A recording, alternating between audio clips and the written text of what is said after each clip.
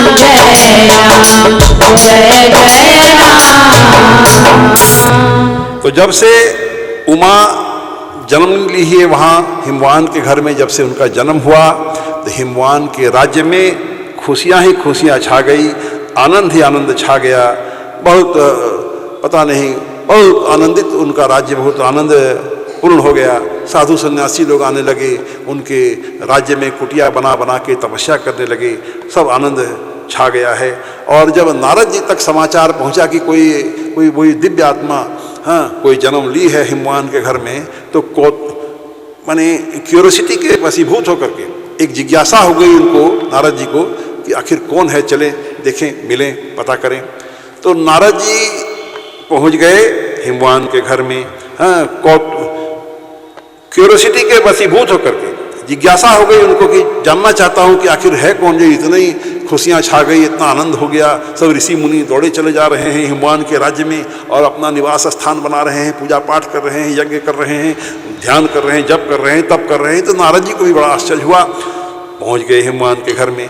नारद जी को कौन नहीं जानता था।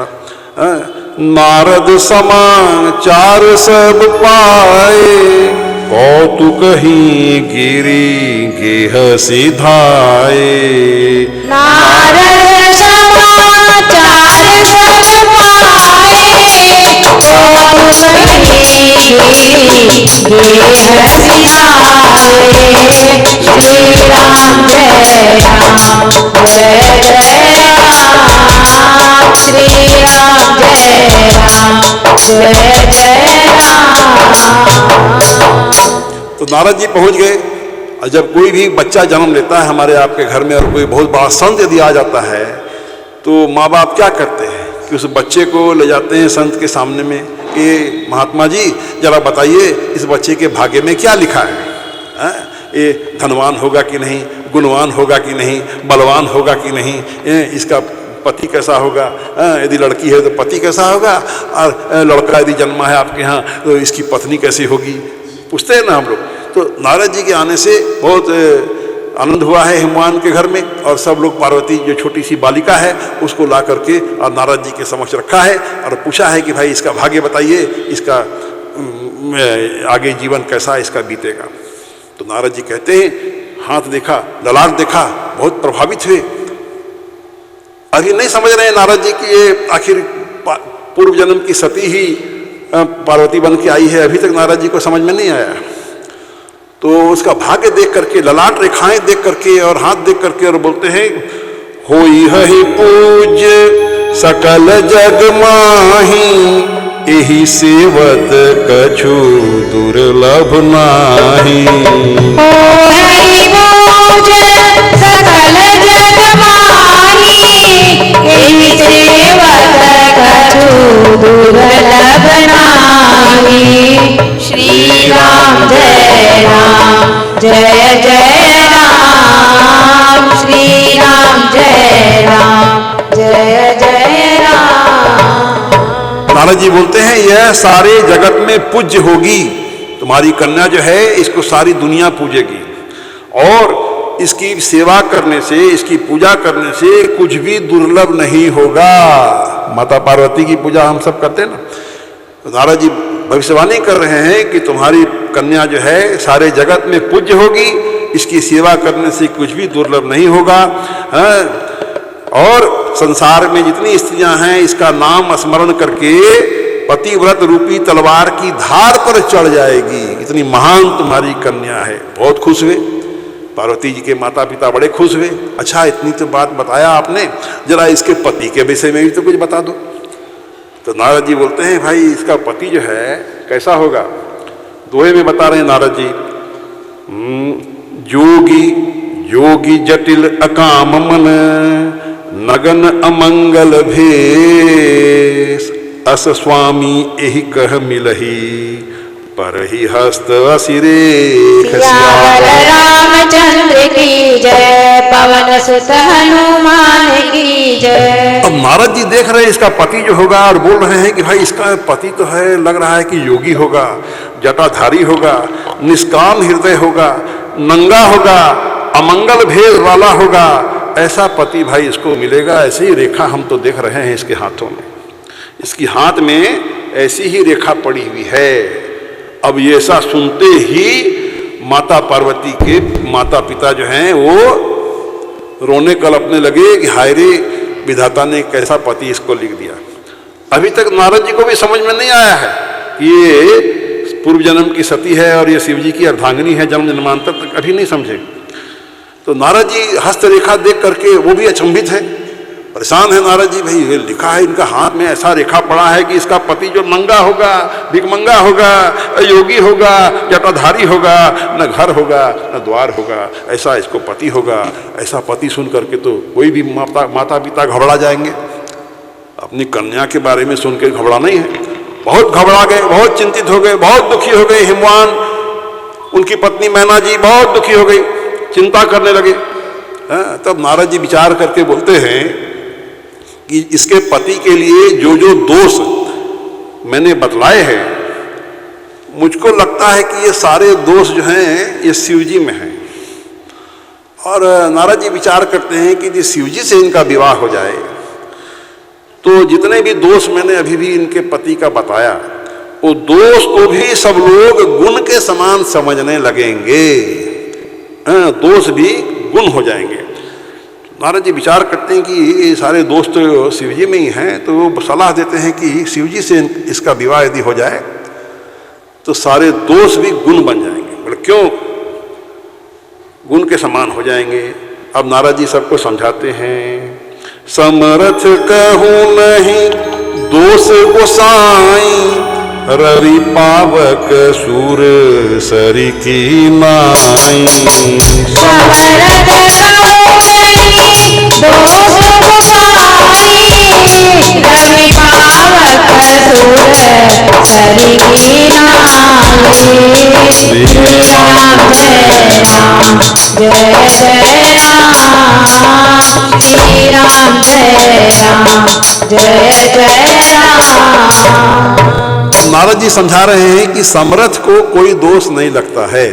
इस पंक्ति, ये बड़ी प्रसिद्ध पंक्ति है, आप लोगों ने भी कई बार सुना होगा। इस पंक्ति की जरा सी मैं विस्तार पूर्वक व्याख्या कर दूं। समरथ कहूँ नहीं दोष गोसाई, रवि पावक सुरसरी की नाई। जैसे विचार कीजिए, गंगा नदी वो समर्थवान है। गंगा नदी में हजारों डेड बॉडी डेली हम लोग जलाते हैं और उसकी राख को, हड्डी को गंगा नदी में बहा दिया जाता है। लेकिन क्या गंगा नदी को कोई अपवित्र बोला? गंगा नदी क्या अपवित्र हो गई? हजारों डेड बॉडी जल रही है, फिर भी गंगा नदी को कोई आज तक अपवित्र नहीं बोला। जैसे मान लीजिए सूर्य भगवान हैं, उन्होंने वो सूर्य भगवान अच्छे रस को भी, सुगंध को भी टानते हैं और दुर्गंध को भी सूर्य भगवान टान लेते हैं। लेकिन कोई उनको दोष दिया? कोई तो आज तक उनको दोष नहीं दिया। अच्छा, विष्णु भगवान को कोई दोष दिया?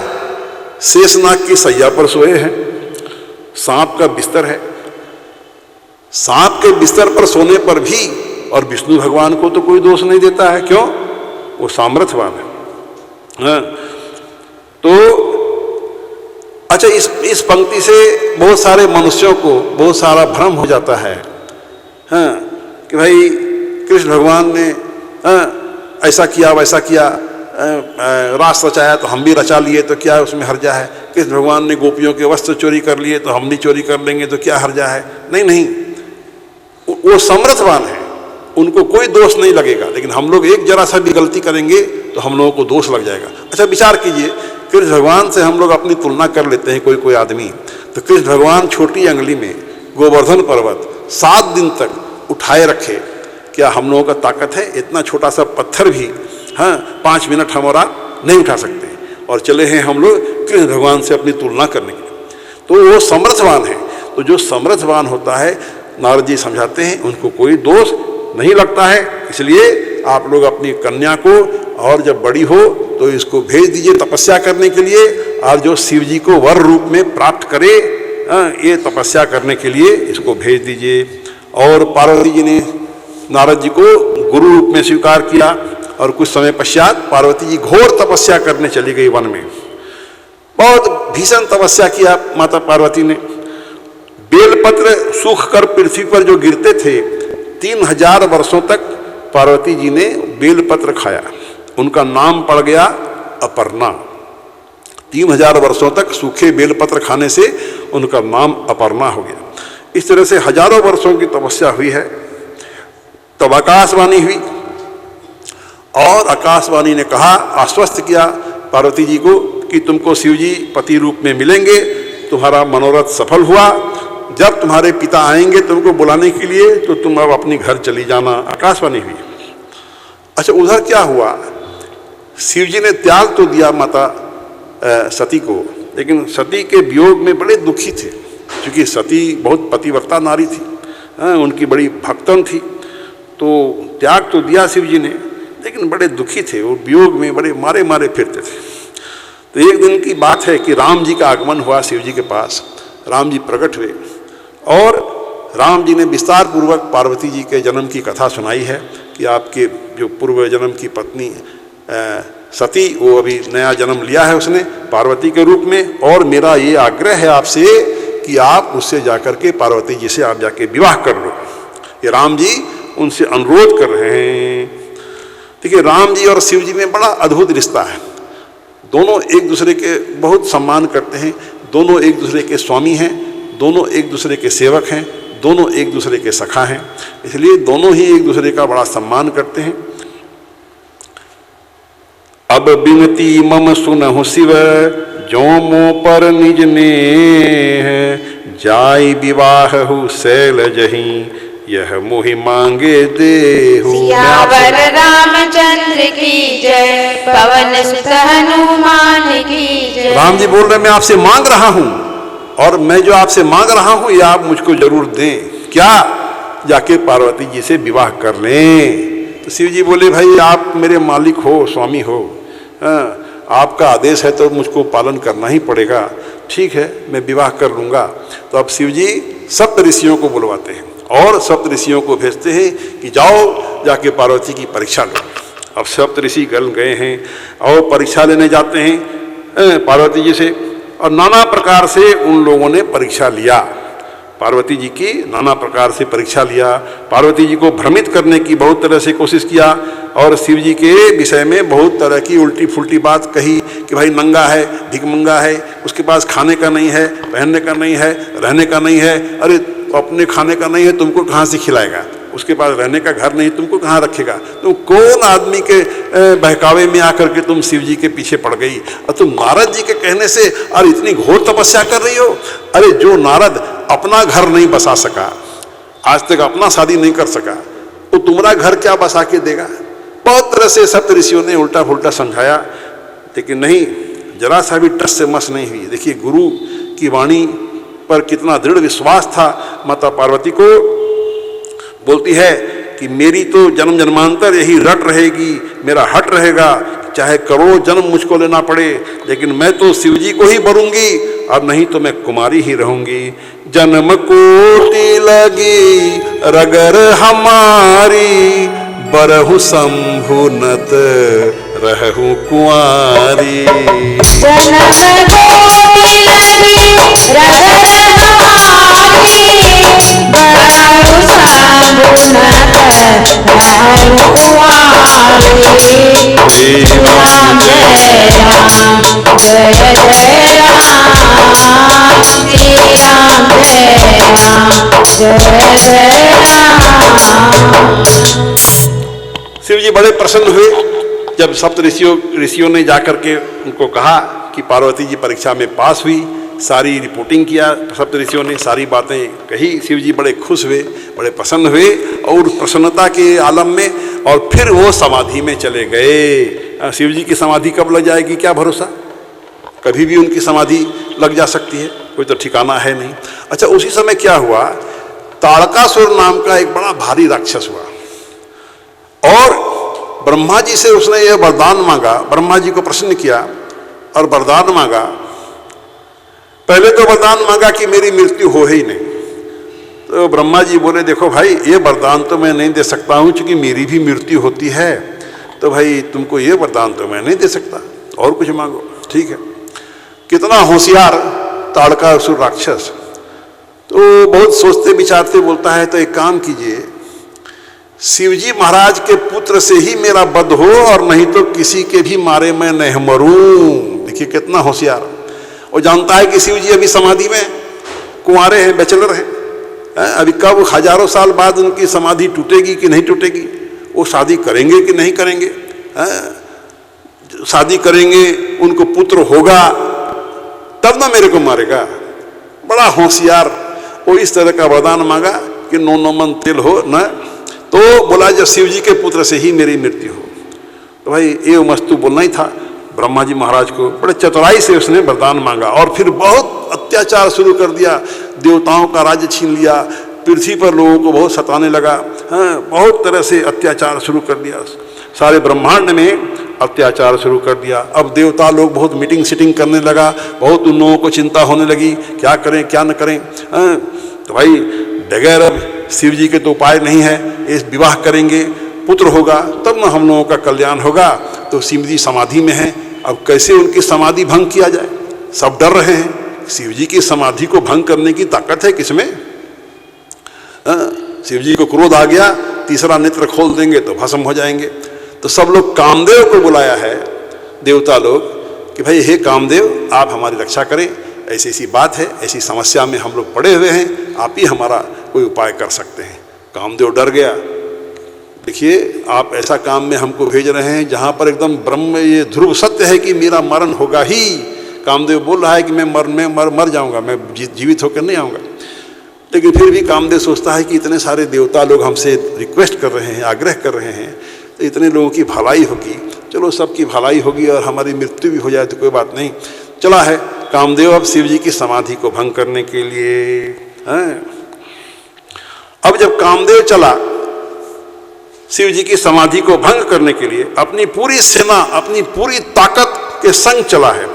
और जब कामदेव चला है और उसने अपने प्रभाव का विस्तार किया तो संत कहते हैं, मानस कहती है कि 2 घड़ी भर के लिए सृष्टि के सभी जड़ चेतन पदार्थ, नदी नाले, पशु पक्षी, सिद्ध विरक्त, महामुनि, महान योगी भी और काम के वश में हो गए। कामदेव का प्रभाव देखिए।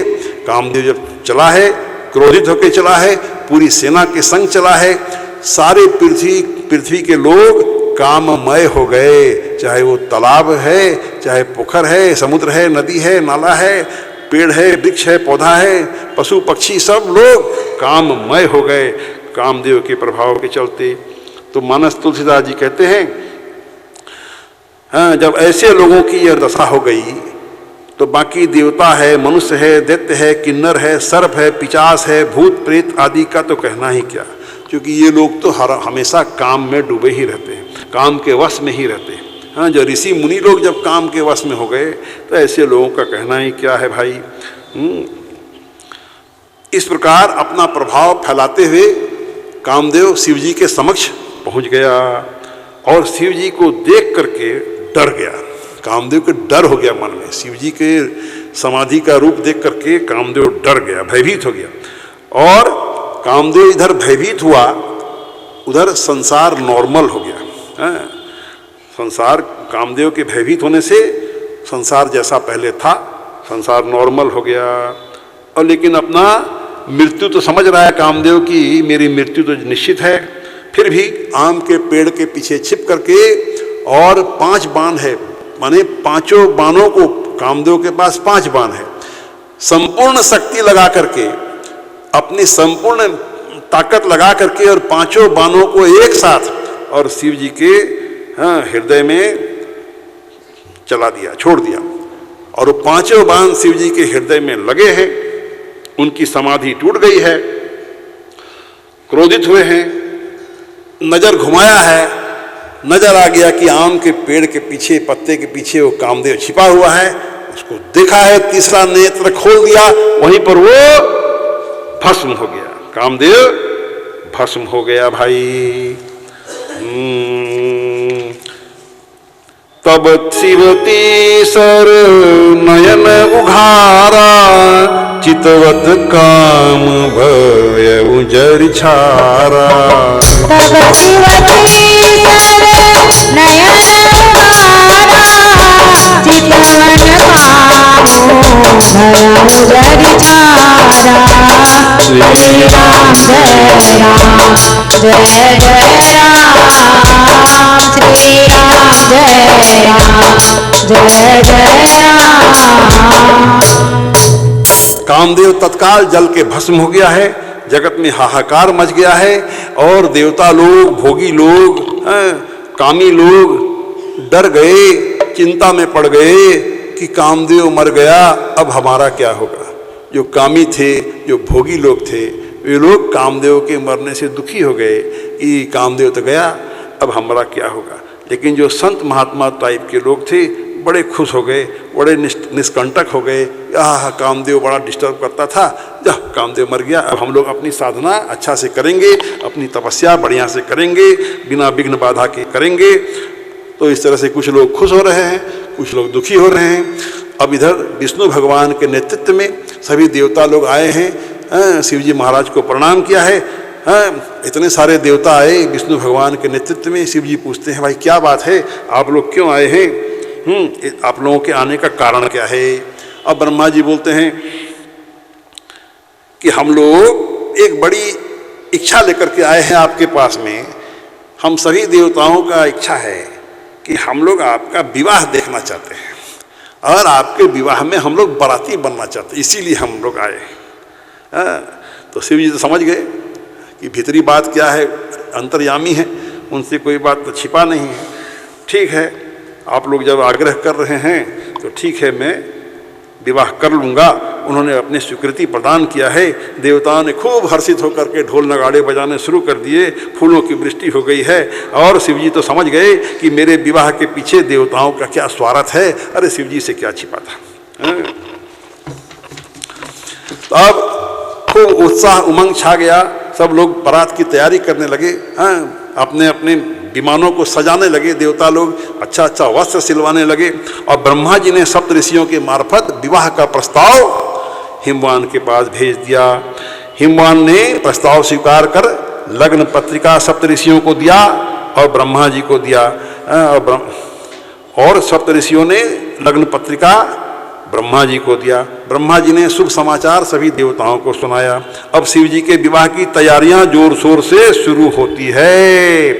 लगे संवारन सकल सुर, वाहन विविध विमान, हो ही सगुन मंगल सुबध, करहि अप्सरा गान। सियावर रामचंद्र की जय, पवन सुत हनुमान की जय। सब देवता भांति भांति से अपने विमानों को सजाने लगे हैं। कल्याणप्रद मंगल शकुन होने लगा, अप्सराएं गाने लगी। और उधर शिवजी भी और शिवजी का श्रृंगार करने में जुट गए। वैसे शिवजी का तो कोई परिवार है नहीं, उनके परिवार में जो भूत प्रेत पिशाच योगिनी यही लोग हैं, उनका परिवार है। तो उन लोगों को, भूत प्रेत लोगों को जैसा आएगा श्रृंगार करने के लिए वैसा ही ना श्रृंगार करेगा। तो वो लोग शिव जी को सजाने लगा। जटाओं का और मुकुट बनाकर उस पर सांपों को सजा दिया। सांपों और बिच्छुओं के ही कुंडल कंकन पहना दिए। शरीर पर शमशान की विभूति लगा दिया, राख लगा दिया और वस्त्र की जगह बागंबर लपेट दिया। वे बेचारे जैसे सजा सकते थे शिव जी को वैसा सजा रहे हैं भाई। और सब देवता लोग शिव जी का श्रृंगार देख करके और हंस रहे हैं। विष्णु भगवान बोल रहे हैं कि एक काम करो भाई देवतागण, ये बारात को, शिव जी की बारात को अलग जाने दो और हम लोग थोड़ा अलग हट के चलो, क्योंकि हम लोग इन लोगों के संग में भी चलेंगे तो हम लोग का भी इज्जत चला जाएगा। तो हम लोग जरा सा हट के चलो तो ठीक रहेगा, इन लोगों को अलग जाने दो, हम लोग अलग चलेंगे। ओ चाल समझ गए, शिव जी समझ गए, ओ विष्णु भगवान का चाल समझ गए। अच्छा ठीक, अभी देखो मेरा कमाल। हुक्म दिया है सारे दुनिया के देव जितने भूत प्रेत पिशाच सबको निमंत्रण करो कि तुम्हारे मालिक का विवाह है, सब जमा हो कैलाश पर्वत पर।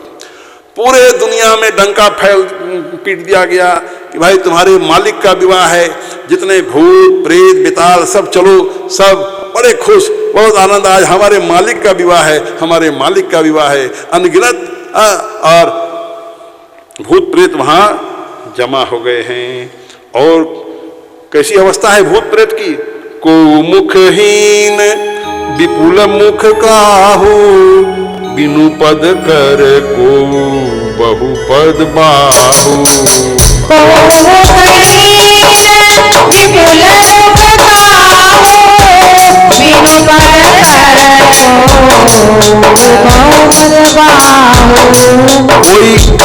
कोई भूत प्रेत बिना मुख का है तो किसी के बहुत सारे मुख हैं, कोई बिना हाथ पैर का है तो किसी के बहुत सारे हाथ पैर हैं, किसी को बहुत सारे आंखें हैं तो किसी के एक भी आंख नहीं है, कोई भूत बहुत मोटा ताजा है तो बहुत दुबला, कोई भूत बहुत दुबला पतला है। इस प्रकार जैसा दूल्हा वैसी उसकी बारात सज गई। और उधर क्या हुआ, हिमवान के घर में भी बारात की तैयारी बहुत जोर शोर से शुरू हो गई कि भाई बारात आने वाली है, शिव जी की बारात आएगी। हाँ, बारात आता है, सराती लोग कैसे तैयारी शुरू कर देते हैं, खूब जोर शोर से तैयारी चल रही है। और कुछ लोगों को भेजा गया कि जाओ अगवानी करने के लिए, जैसे पटना से बारात आएगी, महारू भेजते न जाने के लिए 10-5 आदमी को, जाओ भाई मिठाई उठाई लेके जाओ वहाँ स्वागत करने के लिए। तो हिमवान भी कुछ लोगों को भेजा है कि जाओ बारात का अगवानी करो, स्वागत करो भाई। हाँ, और बारात को आता देख करके और बारात में आगे आगे विष्णु भगवान चल रहे हैं, तो बाराती लोग, सराती लोग बड़े खुश, बोले हैं जिसका बाराती इतना सुंदर वो दूल्हा कितना सुंदर है। सराती लोग देख रहा है आगे आगे विष्णु भगवान आ रहे हैं, विष्णु भगवान बड़े सुंदर हैं। तो सराती लोग सोच रहा है, हिमवान के लोग सोच रहे हैं कि जिसका बाराती लोग इतना सुंदर, वो दूल्हा कितना सुंदर होगा। और जब थोड़ा देर के बाद दूल्हा आए और दूल्हा को जब देखा तो सराती लोगों में भगदड़ मच गया, भगदड़ मच गया। कुछ लोग बेहोश हो गए, वहीं पर भागने लगे, इधर कोई भाग रहा है, उधर भाग रहा है, क्या हुआ क्या हुआ।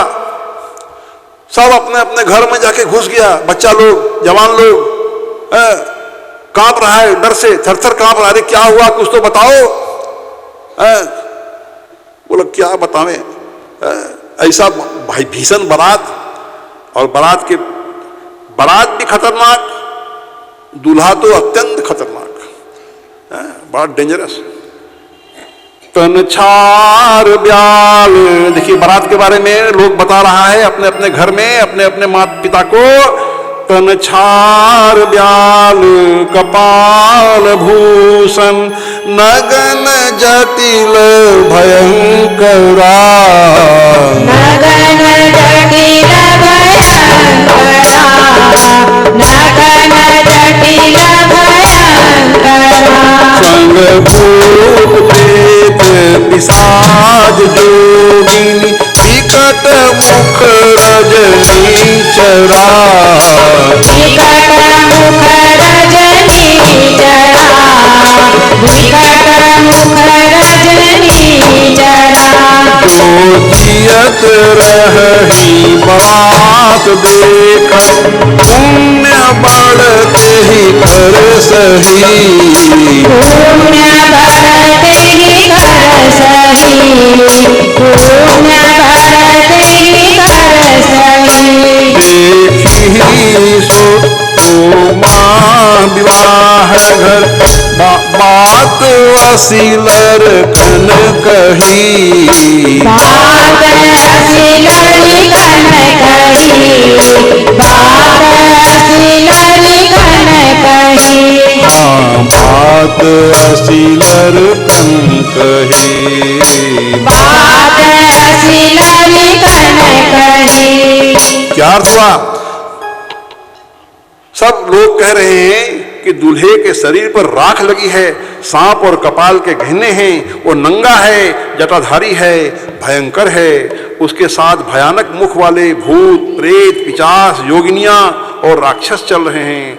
अरे भाई, जो बारात को देख करके जिंदा बचेगा सचमुच उसके बड़े ही भाग्य होंगे, बड़े ही पुण्य होंगे। क्यों कि जो जिंदा बचेगा वही ना बहन पार्वती का विवाह देखेगा, और जो बारात देख के मरिए गया तो वो बहन पार्वती का विवाह क्या देखेगा। इसी तरह से सब दुखी हो रहा है बेचारा, और सब अपने घर घर में सब बात फैल गई। और उधर क्या हुआ कि बारात नगर में आ गई तब तक में, मैना जी सखी, मैना जी पार्वती जी के माता का नाम मैना जी। वो अपने सखियों के संग में, सहेलियों के संग में सोने की थाली में आरती सजा करके और शिव जी का स्वागत करने के लिए आरती सजा करके, थाल सजा करके आरती करने के लिए आगे बढ़ती है।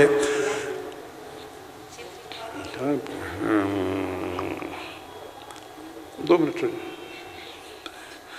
तो अभी शिव जी को देख करके बड़ा खुश होकर के मैना जी निकली है आरती की थाली सजा करके कि अपने दामाद की आरती करूंगी। सभी लोग करता है, बहुत खुशी था मन उनका कि दामाद की आरती करूंगी। लेकिन दामाद को देखते ही और उनके हाथ से आरती की थाली धाम से नीचे गिर गई और भयानक रुदन करने लगी, रोने लगी, कलपने लगी, विलाप करने लगी। दौड़ करके अपने महल में घुस गई और नारद को दोष देने लगी कि नारद का मैंने क्या बिगाड़ा था, उसने मेरा घर जो है, मेरी बेटी का घर बसने के पहले ही और उजाड़ दिया, मेरी बेटी का घर बर्बाद कर दिया। ऐसा उपदेश नारद ने क्यों दिया और जाकर के ये नंगा भिखमंगा के लिए इतनी घोर तपस्या किया इसने। नारद कर में काह बिगारा, भवन मूर जिन बसत उजारा। श्री राम जय राम, जय जय राम,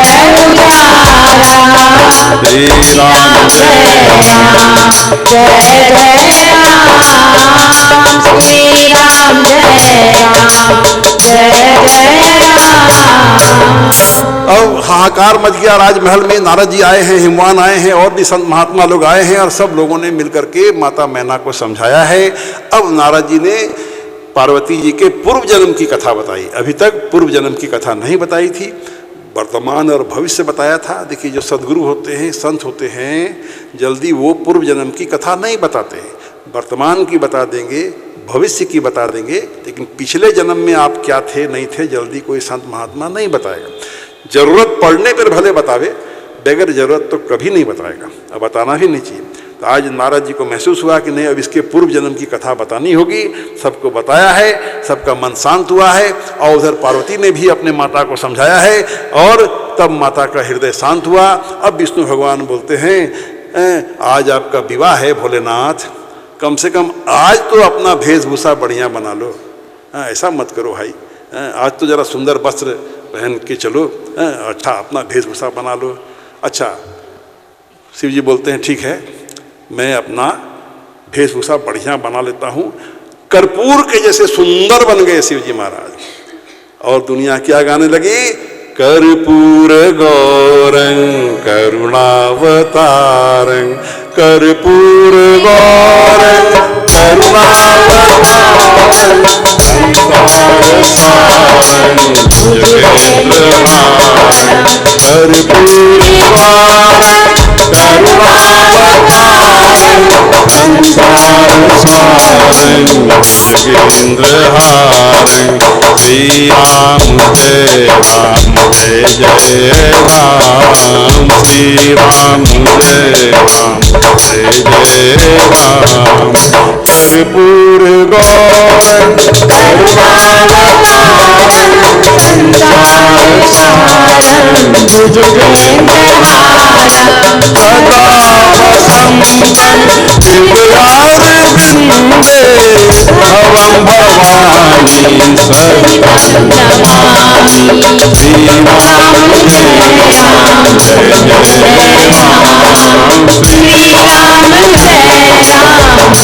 जय राम, श्री राम जय राम, जय जय राम। इस प्रकार स्वागत किया है लोगों ने शिव जी का और बारात का। अब देखिए शिव जी की बारात आ रही है। आइए इस झांकी का भी आनंद हम और आप उठावें और जिनको जिनको शिव जी का बाराती बनना है बन सकते हैं।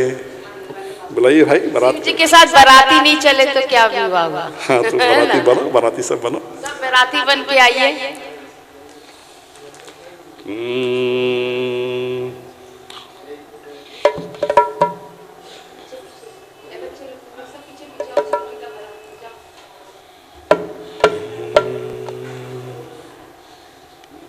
शिव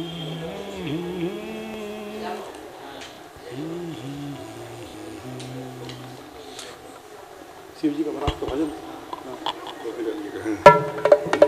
हेलो हेलो हेलो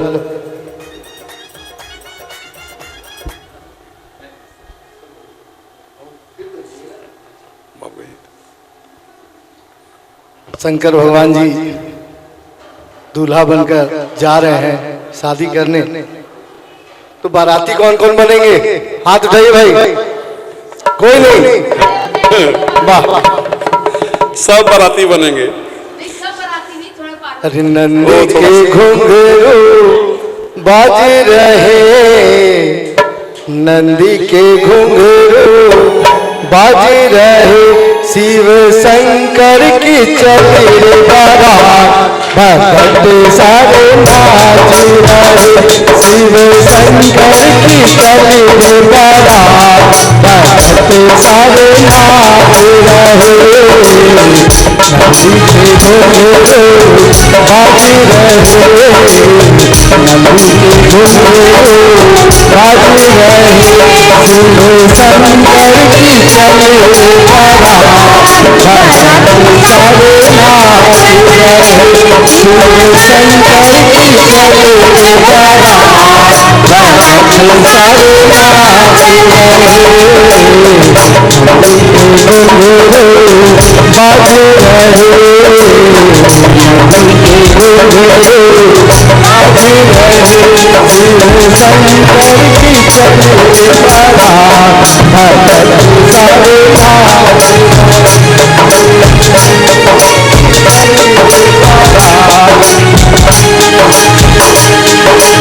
हले हले धुंध पड़े, दूल्हा बनकर आज चले, हले हले धुंध पड़े, दूल्हा बनकर आज चले, हले हले धुंध पड़े, दूल्हा बनकर आज चले, घाट घाट के बाराती शंकर की बारात चले, घाट घाट के बाराती शंकर की बारात चले, ढोल नगाड़ा बाज रहे, ढोल नगाड़ा बाज रहे, शिव शंकर की चले रे बारात, भक्त सारे नाच रहे, शिव शंकर की चले रे बारात, भक्त सारे नाच रहे, नंदी के घुंघरू बाज रहे, नंदी के घुंघरू बाज रहे,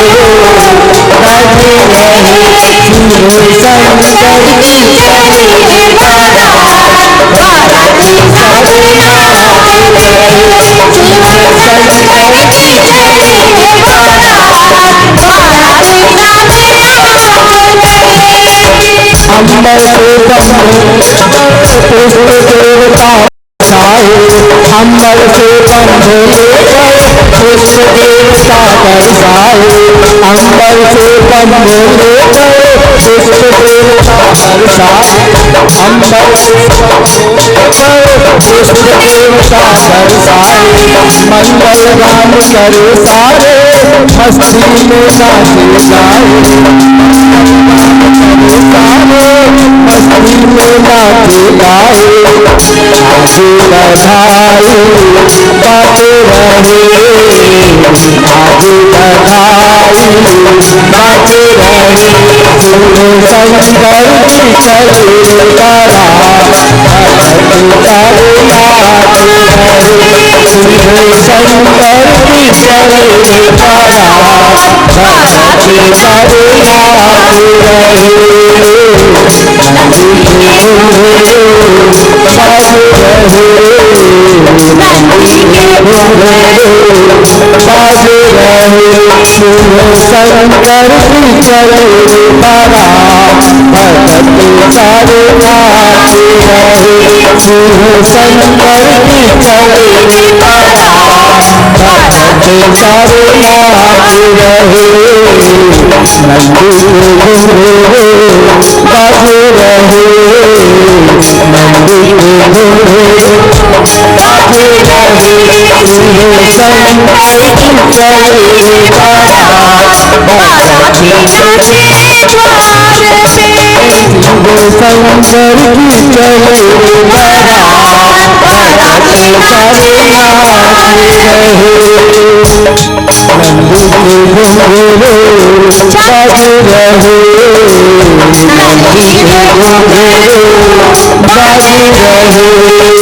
पर्वतराज की बेटी के नसीब देखो आज खुले, पर्वतराज की बेटी के नसीब देखो आज खुले, पर्वतराज की बेटी के नसीब देखो आज खुले, पर्वतराज की बेटी के नसीब देखो आज खुले। दूल्हा बनकर गौरा तो जाने आज भगवान चले, दूल्हा बनकर गौरा तो जाने आज भगवान चले। नारद सहरा बांधे रहे, नारद सहरा बांधे रहे, शिव शंकर की चले धारा, भारत सारे नाच रहे, शिव शंकर की चले धारा, भारत सारे नाच रहे। नंदी घुंघरू बाज रहे, नंदी घुंघरू बाज रहे, शिव शंकर की चले धारा, भारत सारे नाच रहे, शिव शंकर की चले धारा, भारत सारे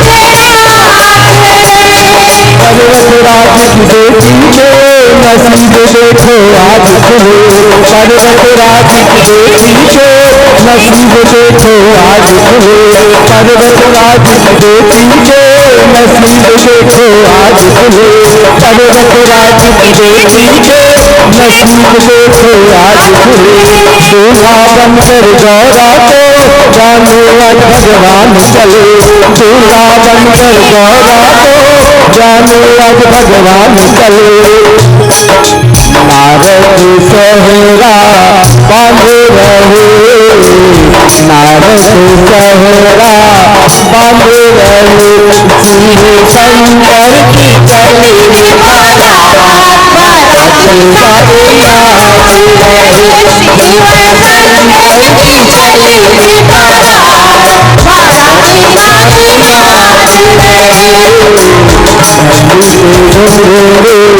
बाज रहे, बाज रहे, शिव शंकर की चले धारा, भक्त सारे नाच रहे, शिव शंकर की चले धारा, भक्त सारे नाच रहे, शिव शंकर की चले धारा, कैसे आया है दूल्हा कैसे आया है, दूल्हा कैसे आया है, दूल्हा कैसे आया है, दूल्हे आते हैं वो घोड़ी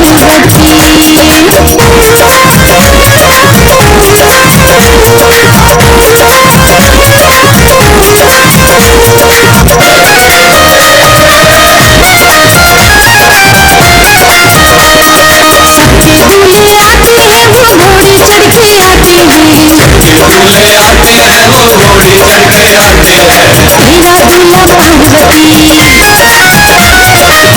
दूल्हा पार्वती, हीरा दूल्हा पार्वती,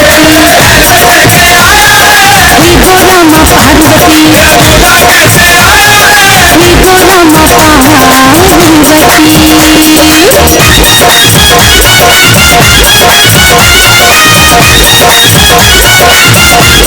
पार्वती। सच्चे दूल्हे आते हैं वो बैंड बाजा लाते हैं, दूल्हे आते हैं वो बैंड बाजा लाते हैं, हीरा दूल्हा पार्वती, ओ तेरा दूल्हा पार्वती, दूल्हे आते हैं वो टाई पहन कर आते हैं, हीरा दूल्हा पार्वती, ओ तेरा दूल्हा पार्वती, कैसे आया है, ही गोरामा पार्वती, दूल्हा कैसे आया है, ही गोरामा पार्वती। सच्चे सूट में आते हैं, दूल्हे आते हैं वो सूट में आते हैं। तेरा दूल्हा पार्वती, ओ तेरा दूल्हा पार्वती, हे जो रामा पार्वती, हे जो रामा सबके दूल्हे आते हैं वो कोका कोला पीते हैं, दूल्हे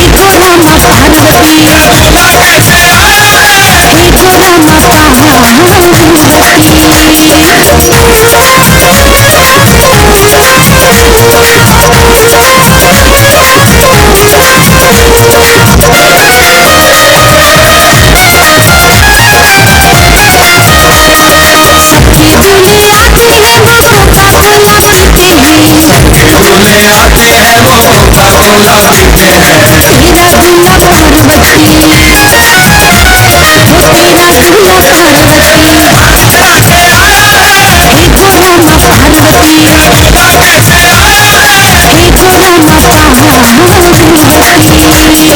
हे जो रामा पार्वती, हे जो रामा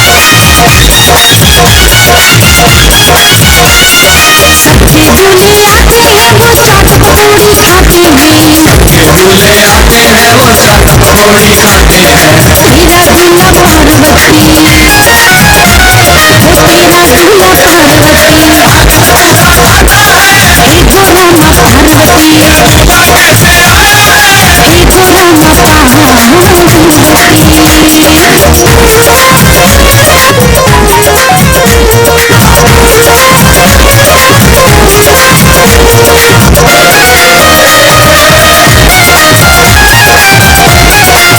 रामा सबके दूल्हे आते हैं वो गीत गुनगुनाते हैं, दूल्हे आते हैं वो गीत गुनगुनाते हैं। तेरा दूल्हा पार्वती, ओ तेरा दूल्हा पार्वती, हे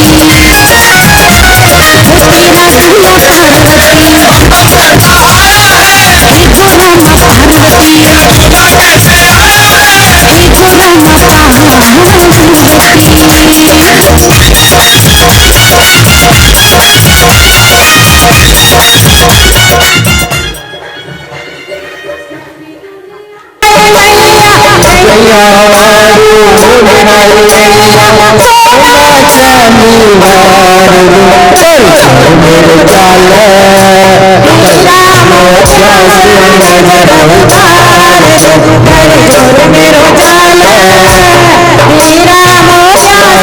रामा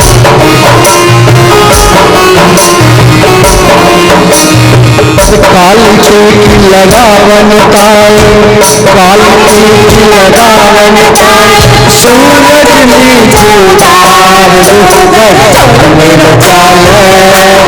तेरा मोजा से नजर उतार चाले, तेरा मोजा से नजर उतार। काली चोटी लगावन पाए, काली चोटी लगावन पाए, सूरज नीचे उतार मेरा चाले, तेरा मोजा से नजर उतार मेरा चाले, तेरा मोजा से नजर उतार मेरा चाले, तेरा मोजा से नजर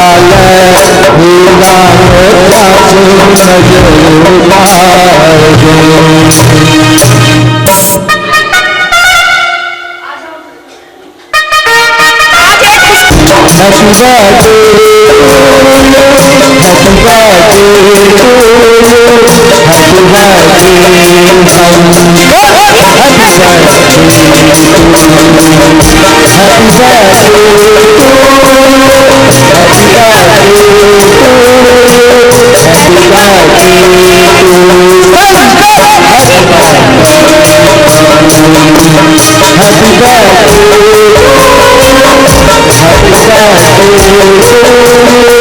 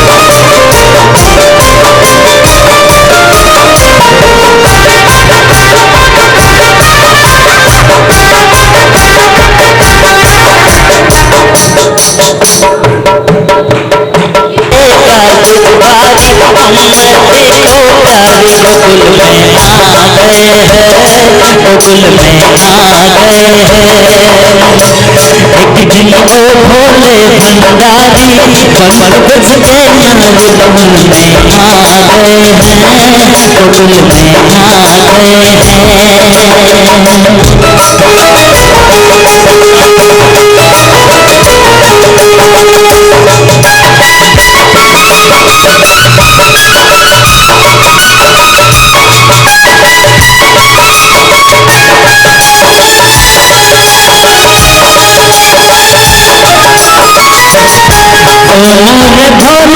स्वामी कैसे न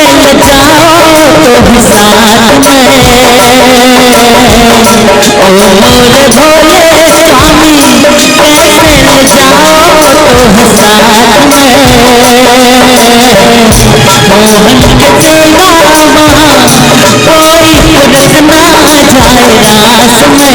ना जाए रास में, हंसी करेगी उसकी नाली मान लो बात हमारे मन आ गए हैं, वृंदावन आ गए हैं। एक दिन तो भोले भंडारी बनकर बच के नाली वृंदावन आ गए हैं, वृंदावन आ गए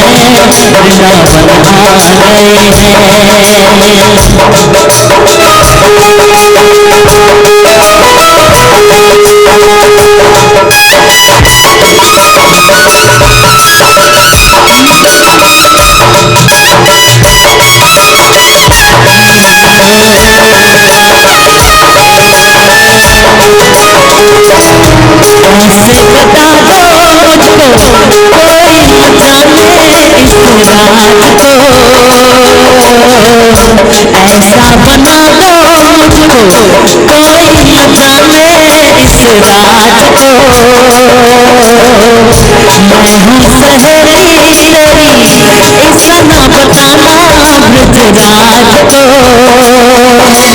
बना के जोड़ा पहन के साड़ी चाल चले मत वाली वृंदावन आ गए हैं, गोकुल में आ गए हैं।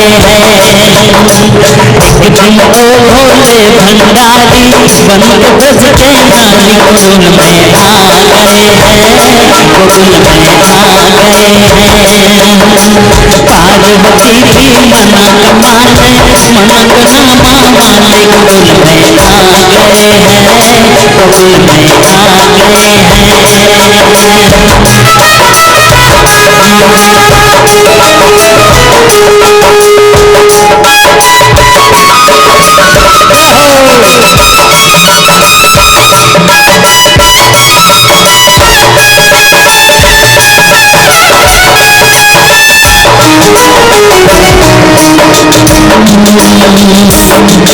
ऐसा मना दो मुझको कोई न जाने इस राज को,